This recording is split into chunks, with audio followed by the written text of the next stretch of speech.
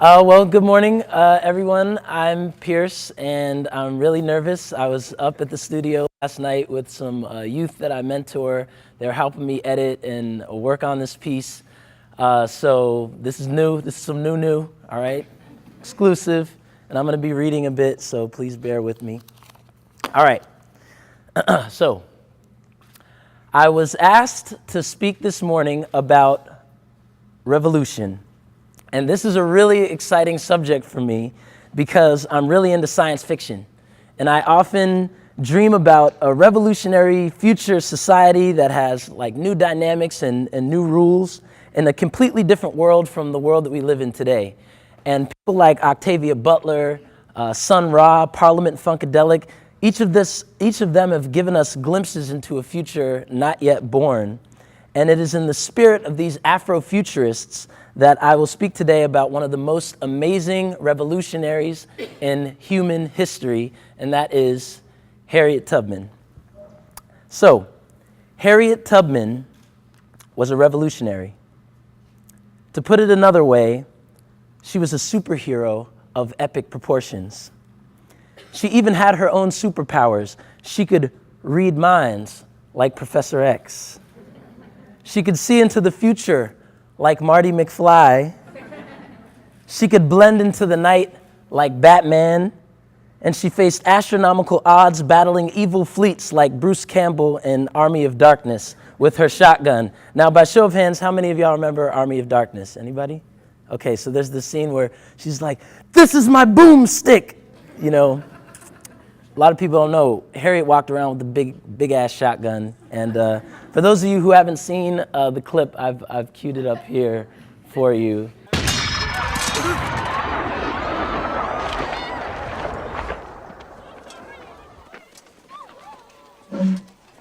Yeah. All right, you primitive screwheads, listen up. See this? This is my boomstick. Okay, so, all right. So, each of these examples of heroes I just gave were all white men. And in popular culture, especially in the realms of science fiction, whether it be video games or comic books, even in anime, there tend to be these white heterosexual male superheroes that always save the day. So in naming Harriet Tubman, a black woman, as a superhero, that is in itself a revolutionary gesture because it's a paradigm shift away from the ubiquitous white savior narrative that dominates many aspects of our history and culture. Going as far back as Rudyard Kipling's White Man's Burden, white men have always been kind of depicted as the saviors while everyone else is either the villain or the helpless people who need saving. And so some of y'all might think like, well, so what? So white guys are always the heroes. Why is that important? It's important because the underlying propaganda actually helped justify slavery in Harriet Tubman's case. That underlying kind of ubiquitous propaganda. Consider imperialist Christians. They appropriated Jesus, a man described as having hair of wool and skin of bronze. And over again, they basically depict him as like Brad Pitt, you know, like.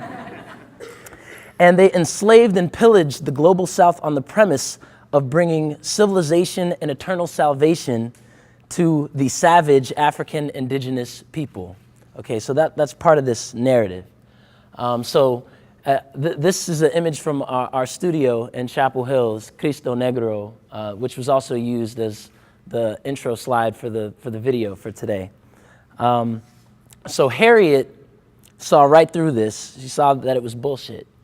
And how? How did she see it? It's because she had superpowers. She had her third eye wide open, and she used it to liberate her people. Now, I learned from Alexis Pauline Gumbs. Alexis is a black queer woman writer and revolutionary from Durham, North Carolina. I learned from her that when Harriet was young, she was beaten fiercely, and as a result, her brain was damaged and she couldn't sleep. This is a true story. So she was an insomniac who often drifted between states of consciousness and unconsciousness, and perhaps it was in these states of delirium that her clairvoyant visions of the future emerged. Now, imagine for a second that you are enslaved. Your family has been torn apart. It's illegal for you to read a book. Your people have been raped, beaten, shot, subject to castration, burned, owned, whipped, tortured, drowned, disemboweled, stoned, worked to death, hunted and lynched in front of a crowd, strangled, terrorized, branded, and then handed down. Mass slaughters, millions of Africa's sons and daughters thrown overboard, thumbscrews, forced migrations, beat down and bludgeoned this country's foundations, all in the name of salvation. And all you have is the flesh on your bones and the name that you can't remember, but whose ancestral echoes swell in the pits of your stomach. You're rebellious and smart, swift and enduring, and you know a better world is possible. In fact, it's so clear that you can actually see it. But many of the folks around you can't seem to fathom it. First off, your captors would have you believe that you don't have any power at all. You're in the South, surrounded by well-financed Confederate militias, and the stakes is high. But Harriet envisioned a world where she was free, so she literally risks her life and limb to run away. And given the grisly circumstances of enslaved Africans I just described, perhaps that doesn't surprise some of y'all. Like, who wouldn't try to run away from that? But you have to remember, if you were caught, the punishment is fierce and deadly. So running away in itself was an act of revolutionary love. But what she did next was the most courageous thing she could possibly have done. She went back into those same plantations to emancipate other enslaved Africans. Now, a plantation, as we know, was a death trap for black people. Whatever metaphor suits you, it's like going back into the lion's den or the snake pit or the Death Star, okay? Imagine going back there again and again and again and again. What courage. She used all her powers to free her people. All right? So we're going to go through some of these powers. I mentioned Professor X earlier. She's psychic. She could read the minds and routines of the overseers to plan an escape route. She was a strategic genius who engineered an entire system to evade capture. Now, again, I'll bring it back to Batman. So Bruce Wayne was a billionaire. He had the Batcave, he had the Batmobile, he had the Batwing, you know, and he had all this state-of-the-art technology, and he had Alfred. I mean, come on. Harriet had none of these resources, okay? Yet she was able to build the epically titled Underground Railroad, and it was a grassroots, community-oriented, resourceful freedom ride. And she plotted insurrection. She faced evil hordes with her shotgun and a prayer again and again and again. And you know what she said about this process? This is a direct quote from Harriet. I freed 1,000 slaves, but I could have freed 1,000 more if only they knew they were slaves. I'm going to read that again. I freed 1,000 slaves. I could have freed 1,000 more if only they knew they were slaves. That's deep, y'all. Okay? She is illuminating a very important aspect of being revolutionary. In order to free yourself, you must first know that you're enslaved. That takes critical thinking, questioning. It's no wonder reading a book as a black person could get you lynched during this period. All right? So Bob Marley speaks to this in his song, Redemption Song. Emancipate yourselves from mental slavery. None but ourselves can free our mind. This was reiterated in the 90s by another important group, In Vogue. Free your mind and the rest will follow. Y'all know that song? Okay. And in order to get free, you need to think free. You need to be able to see into the future and create that reality, which is just a pipe dream to other people around you. Harriet knew long before the rest of America that another world was possible. So when we look into this world today in 2015, sometimes I try to be as certain as Harriet was that we can do something about our condition, which can be very vicious and cruel. So for me, an important value, a vital lesson that I take from Harriet is the realization that many people are oblivious to oppression. They're asleep to how patriarchy and homophobia and white supremacy and the prison industrial complex and wealth inequality, etc., affect our lives. So we've got some work to do, waking people up, conscientizing so that folks can first be aware of oppression and then we can collectively rise up against it. And we all have superpowers. Everyone in this room has their own superpowers. One of mine is music. And Harriet used music too. She utilized spirituals like Swing Low, Sweet Chariot as coded language to let folks know that the Underground Railroad was on its way. Here in North Carolina, people use quilts as maps. In Brazil, they did capoeira as self-defense. In Jamaica, we use drumming as communication to rebel and incite revolution and insurrection. And it is in this spirit that I try to do the creative work that I do.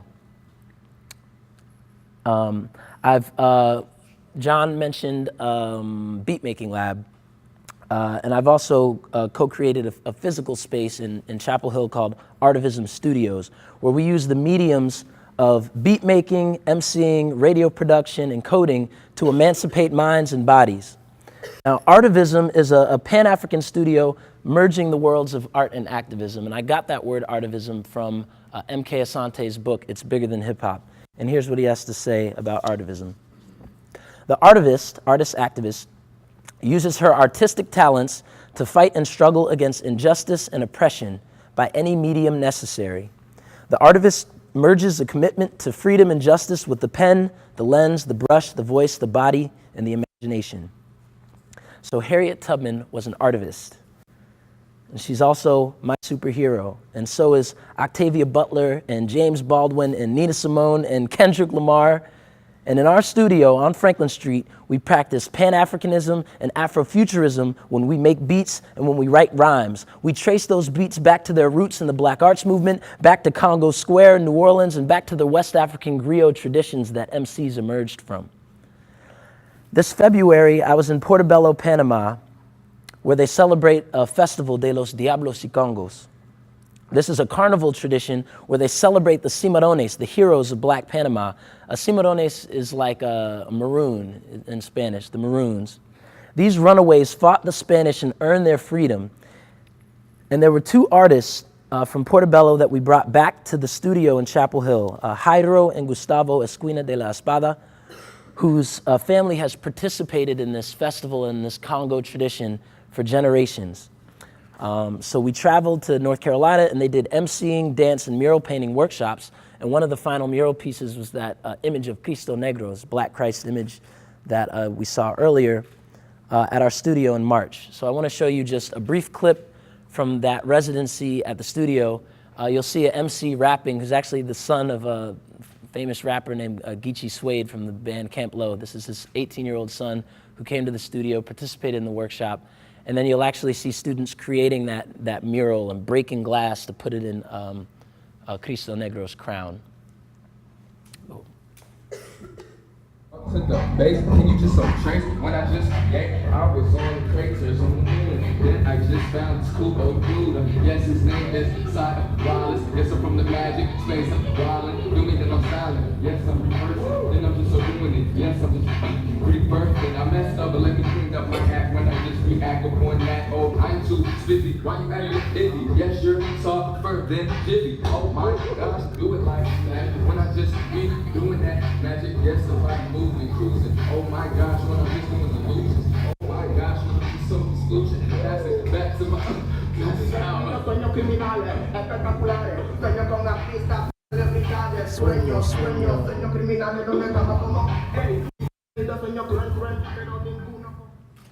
Okay, so a little bit from the Panama Project. Next week, Wednesday of next week, is that July 1st, Wednesday? I'm headed back to the Democratic Republic of Congo, where this journey of kind of using art and activism, specifically through the medium of beat making, kind of started for me in Apple Juice in 2012. So I'm headed back to the Democratic Republic of Congo, where I'll be doing a residency at Yole, Africa, with Joshua Vincent, who's a jazz musician and beat maker who recently scored an amazing documentary on Ferguson called Ferguson Report from an Occupied Territory. He's going to be doing film scoring workshops there and beat making. And then there's another artist named Samus, who's a New York-based nerdcore rapper and beat maker who takes her name from the main character of the video game Metroid. She's also the great-grandniece of the first president of the Democratic Republic of Congo, a revolutionary who was assassinated for his ideas, Patrice Lumumba. So we plan to bring artists from Yole, Africa later this year back to North Carolina for another residency exchange program like the one we did in Portobello earlier this year. So our vision is to create art which emancipates minds. And towards this end, I aspire to be more like Harriet Tubman. Every time I grab a microphone, an MP3, or I'm typing on my laptop, chopping up some Final Cut Pro, this is my purpose and my focus in this lifetime. And this, ladies and gentlemen, is my boomstick. Thank you.